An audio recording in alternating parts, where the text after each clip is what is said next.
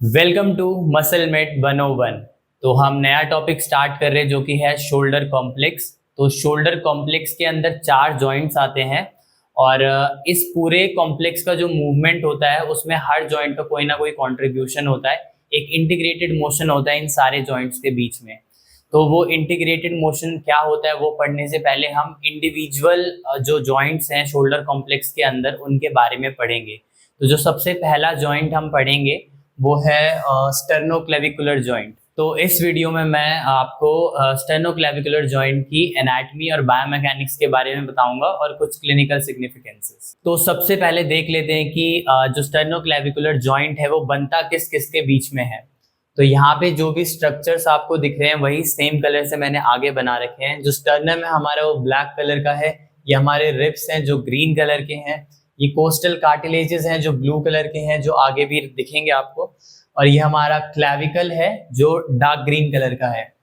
तो basic anatomy देख लेते हैं पहले यहाँ पे बोन्स की। तो स्टर्नम का जो ऊपर वाला पार्ट होता है उसको हम मेनोब्रियम बोलते हैं, फिर ये नीचे जाके नैरो होता जाता है, बीच वाले पार्ट को हम बॉडी बोलते हैं और नीचे वाले पार्ट को हम जिफी स्टर्नम बोलते हैं। स्टर्नम के ऊपर जो यहाँ पे नॉच है वो सुप्रा स्टर्नल नॉच है। उसके बाद जहाँ पे स्टर्नोक्लेविकुलर जॉइंट बन रहा है ये वाली नॉच एक क्लेविकुलर नॉच है जहाँ पे क्लेविकल आके हमारी लगेगी। उसके बाद हमारी नॉच है फर्स्ट कोस्टल कार्टिलेज के लिए, फिर ऐसे ही नीचे और भी नॉचेज हैं अलग अलग कोस्टल कार्टिलेज के लिए, जैसे यहाँ पे फर्स्ट कोस्टल कार्टिलेज के लिए थी। और ये जो जॉइंट बन रहा है हमारे मेनोब्रियम और स्टर्नल बॉडी के बीच में इसको हम बोलते हैं स्टर्नल एंगल। उसके बाद यहाँ पे हम क्लैविकल देख रहे हैं।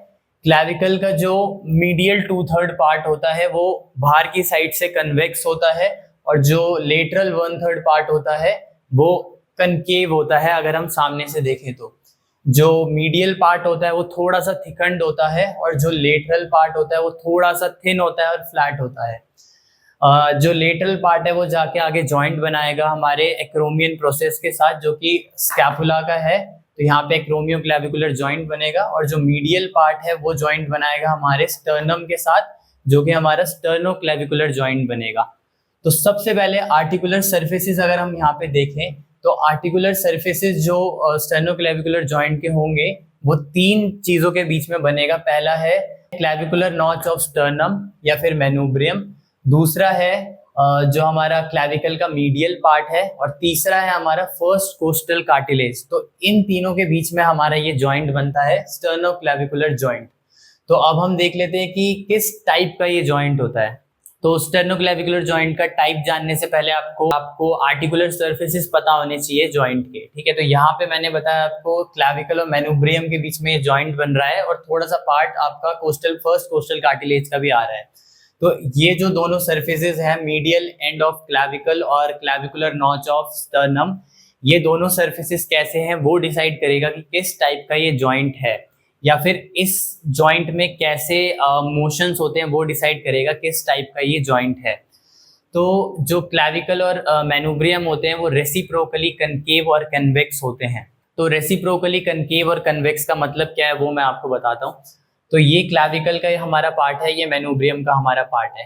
तो ये जो जॉइंट है हमारा इसको कह सकते हैं ये रफली एस शेप्ड का होता है। एस शेप्ड मतलब ऐसे, ये हमारा क्लैविकल है और ये हमारा मेनोब्रियम है, ठीक है ये।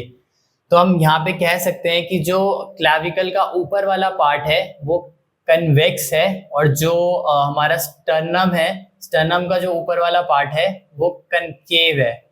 ऐसी ही क्लैविकल का जो नीचे वाला पार्ट है वो कनकेव है और जो हमारा स्टर्नम है स्टर्नम का नीचे वाला पार्ट कन्वेक्स है।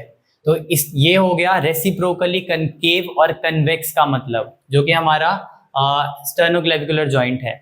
लेकिन इसमें एक और चीज है कि ये जो दोनों कनकेव और कन्वेक्स पार्ट्स हैं इसके, ये सेम डायमीटर के नहीं है। मतलब जो कर्व्स हैं ये जो कर्व हैं ये सेम डायमीटर के नहीं है, जिस वजह से ये आपस में फिट नहीं बैठते।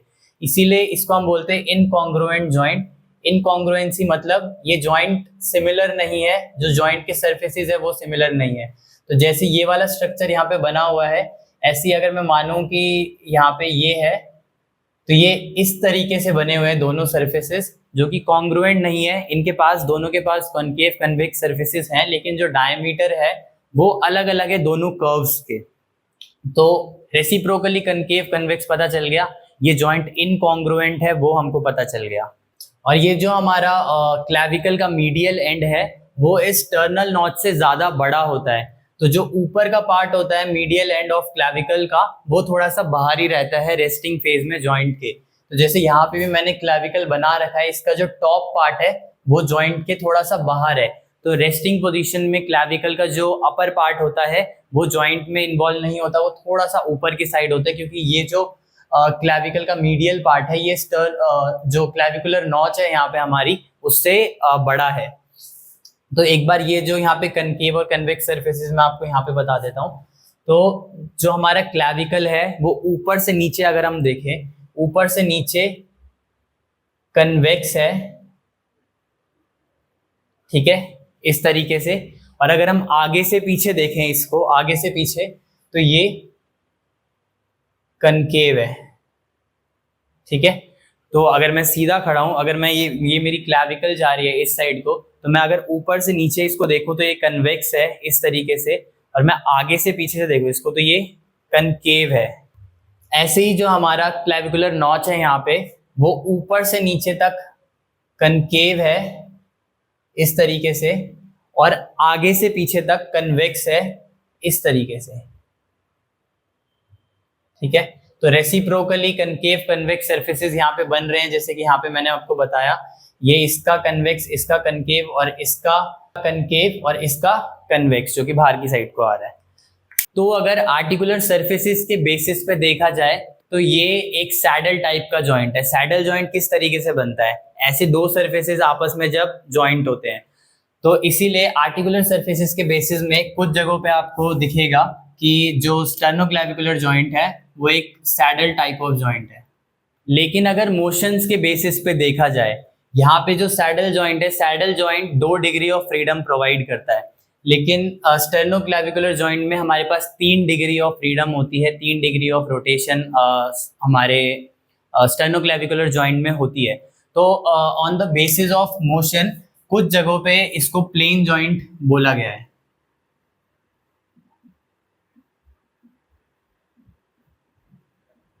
ठीक है, तो जॉइंट टाइप आपको पता चल गया। आर्टिकुलर सरफेसेस इसके सैडल शेप के हैं, इसीलिए हम इसको सैडल जॉइंट बोलते हैं कुछ जगहों पे। और डिग्री ऑफ फ्रीडम के अकॉर्डिंग, या फिर कितने मोशंस ये वाला जॉइंट हमको प्रोवाइड कर रहा है, इसके अकॉर्डिंग हम इसको प्लेन जॉइंट बोलते हैं, क्योंकि इसमें 3 डिग्री ऑफ फ्रीडम है। वो भी हम देखेंगे कौन कौन से मोशंस ये वाला जॉइंट हमको प्रोवाइड कर रहा है। तो आगे प्रोग्रेस करने से पहले जो भी इम्पोर्टेंट चीज़ें हैं वो मैं बताने के बाद लिखता जा रहा हूँ, ताकि लास्ट में अगर आपको स्क्रीनशॉट लेना हो तो आप वो सारी चीज़ें याद रख सको जो जो मैंने बताई थी। तो अब हम बढ़ते हैं इस जॉइंट की सबसे इम्पॉर्टेंट स्ट्रक्चर की तरफ, जो कि है स्टर्नोक्लैविकुलर डिस्क, ठीक है, जो कि इन दोनों आर्टिकुलर सरफेसेस के बीच में है और इसका बहुत ही इम्पॉर्टेंट फंक्शन है।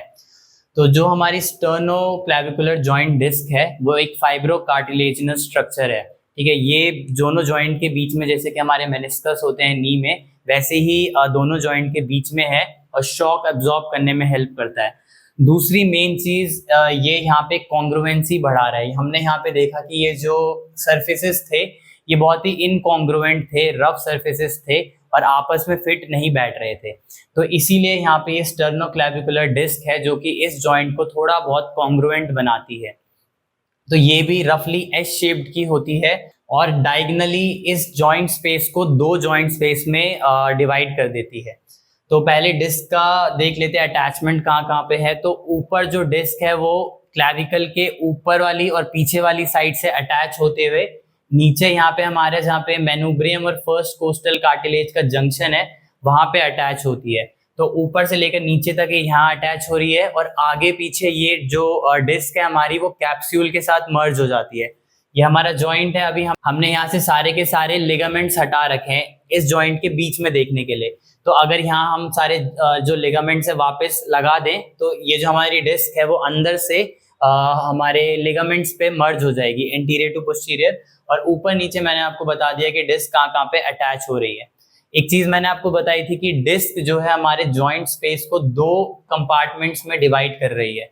तो यहाँ पे दो कंपार्टमेंट बन रहे हैं। पहला कंपार्टमेंट बन रहा है हमारे क्लैविकल और हमारे डिस्क के बीच में, और दूसरा कंपार्टमेंट बन रहा है हमारे डिस्क और मेनुब्रियम के बीच में, जिसमें से कि जो मीडियल कंपार्टमेंट है, जो कि इधर वाला कंपार्टमेंट है, ये वाला, ये बड़ा होता है। और दोनों ही कंपार्टमेंट में साइनोवियल फ्लूइड होता है। दो कंपार्टमेंट होते हैं जिसमें साइनोवियल फ्लूइड फिल्ड होता है।